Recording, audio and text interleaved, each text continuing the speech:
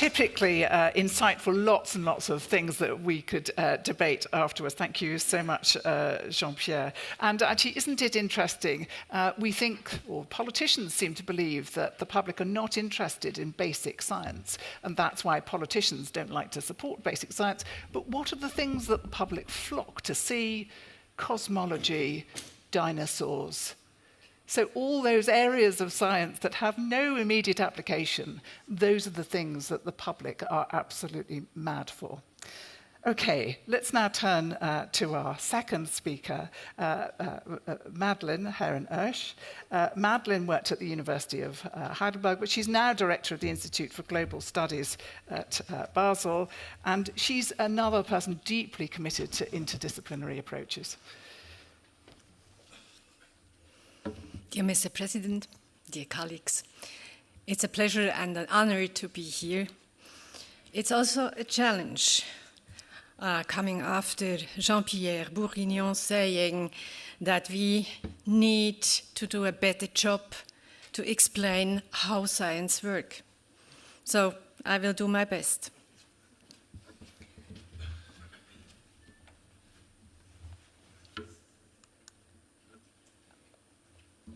I have gift-wrapped my best wishes for ALLEA's 25th anniversary in a rather martial picture.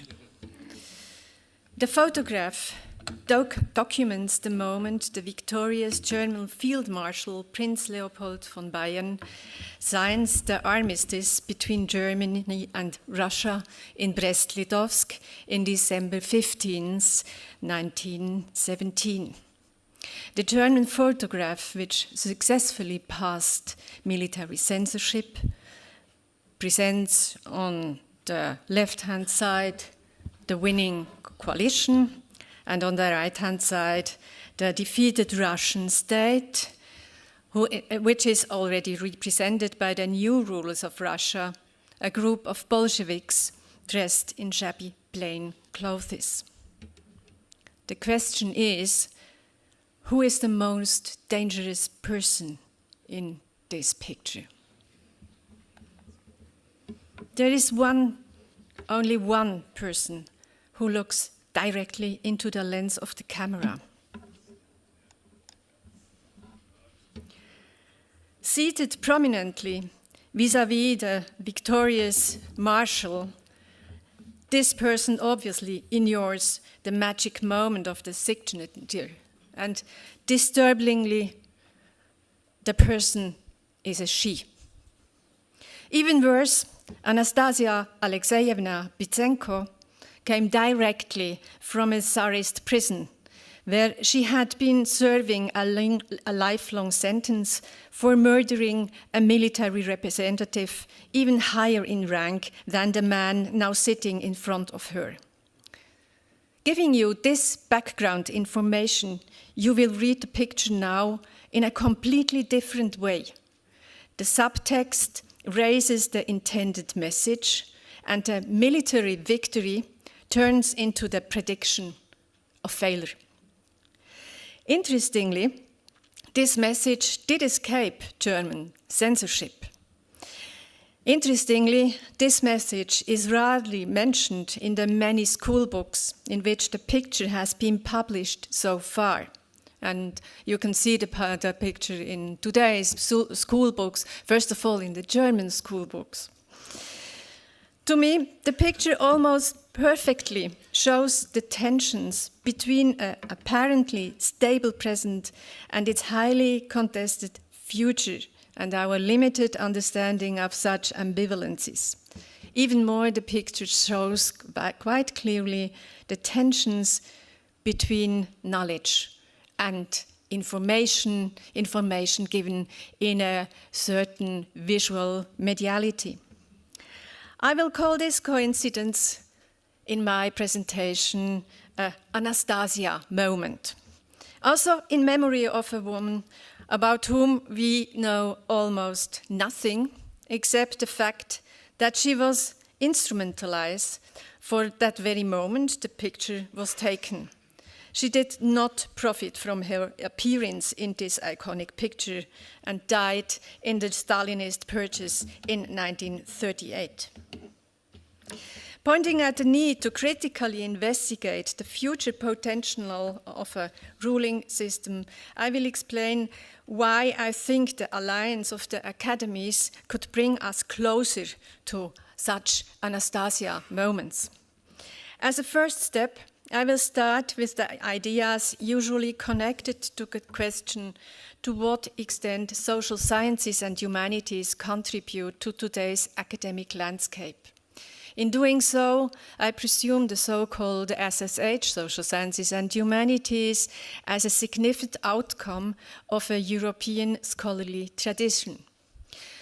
What is important to me, I understand SSH according to the definition implemented in the EU research programs. And that means that in social sciences and humanities are also included the fields of law, economics, and psychology. With Anastasia's starring eyes in mind, I abstain from considering SSH as being embedded in the more useful context of the life sciences. I also doubt the reasoning that SSH are useful because society-related soft science can explain the needs of the life sciences to a broader public. I even go so far as to deconstruct an argument that comes much closer to the Anastasia moment, namely the idea that SSH are crucial for having educated citizens and therefore preserving democratic systems. This understanding, this approach, spread widely by the philosopher Martha Nussbaum, among others. But I share Vicky Spencer's critical comments on Martha Nussbaum's book with a nice title, Not for Profit.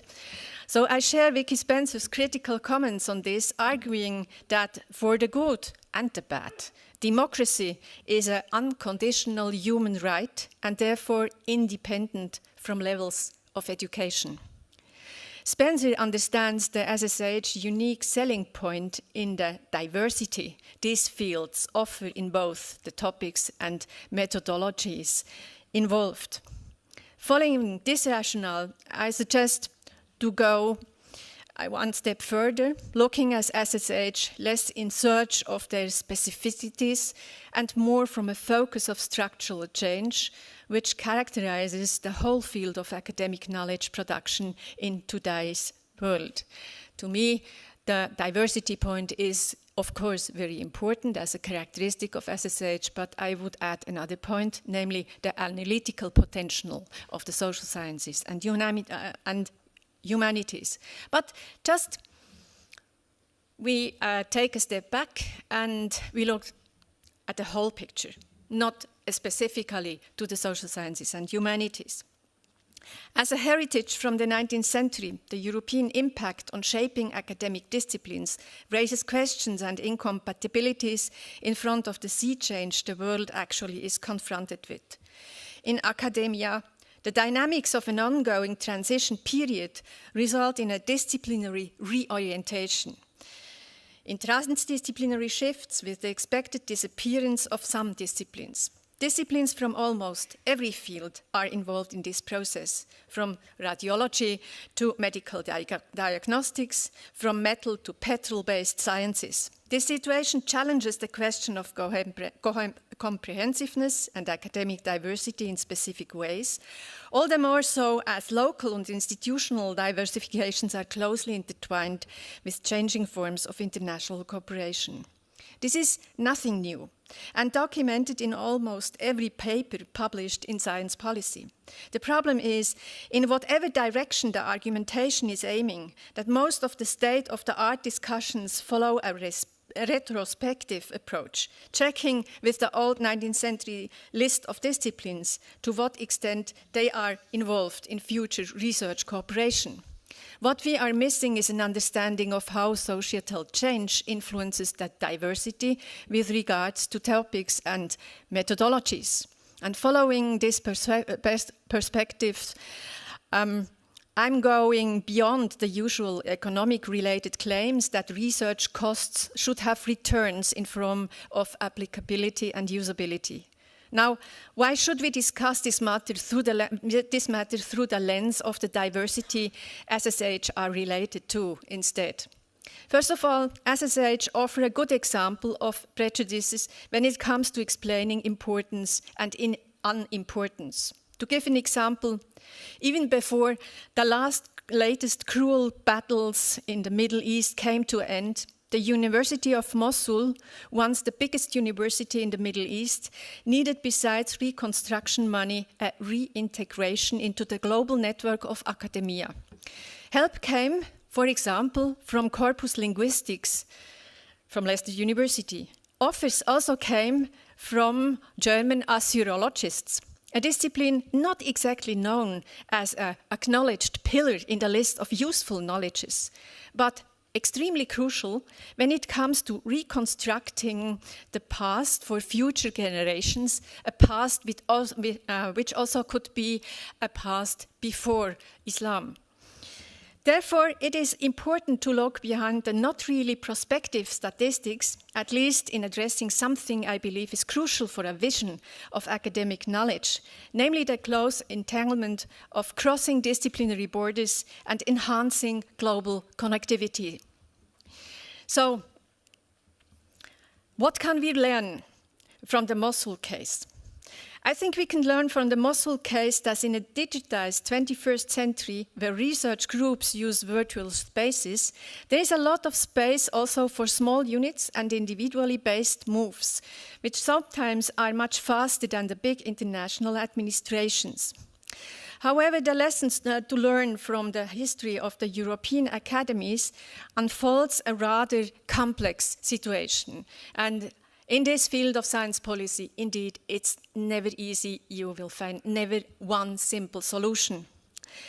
So how is this, can we describe this complex situation when it comes to the European academies? First, due to the dynamic change in science, the traditional separation between life sciences and humanities is probably overrated when it comes to the future development of science. And second, the modern academies are crucial for the understanding to what extent academic knowledge production went beyond the capacity of a university. In the 19th century, academies became the most important platforms for a specific model of research, where research questions and methodologies overstepped the limits of both the epistemic communities and the universities. Due to the fact that the exploration of the world has depended since ancient times on considerable and expensive infrastructures, for example, ships, big science needed a specific form of reorganization in a world of the modern nation state. Within this political setting, the modern nation state, the state itself has needed intensive research from demographic to meteorological data collection and interpretation. The academic community needed institutional frameworks for financing big science. Once again, the separation between SSH and life sciences did not really matter, at least not in the beginning. The big research endeavor covered African colonial expeditions and polar research in the 19th century, but has gained a much more life science-oriented profile after World War II.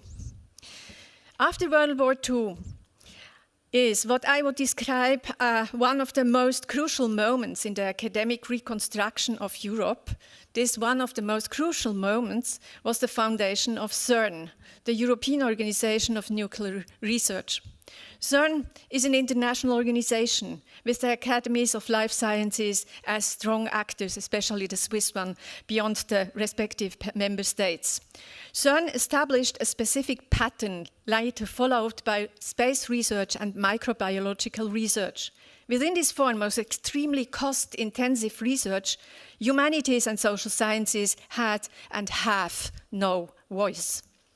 Although CERN regularly addresses questions of societal relevance and underlines the institution's importance by mentioning, for example, the discovery of the internet, the development rather goes into a direction of institutional locking up.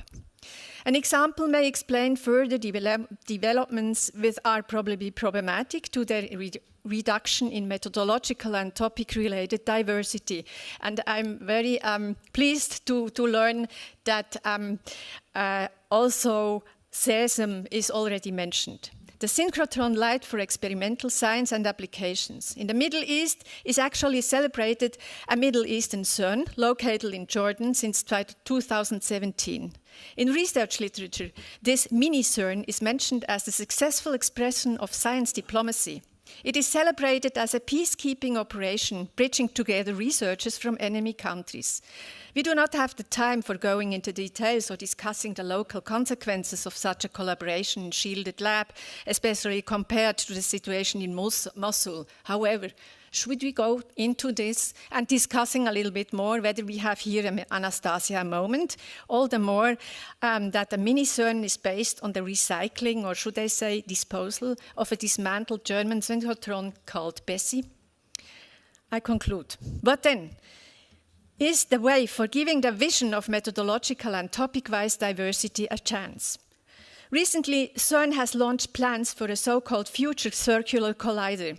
The machine actually under consideration by a scientific community costs 20 billion euro.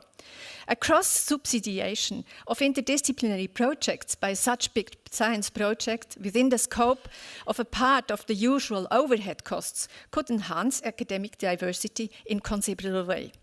So I imagine an intellectual eco-tax for big science projects as an investment in the future of both the life sciences and the humanities. Although in consent with reflections about the financing of environmental research, it's just a vision, far away from the basics of a project. However, don't forget, Anastasia is looking at us, and the tensions between information and knowledge is dangerous. Thank you very much.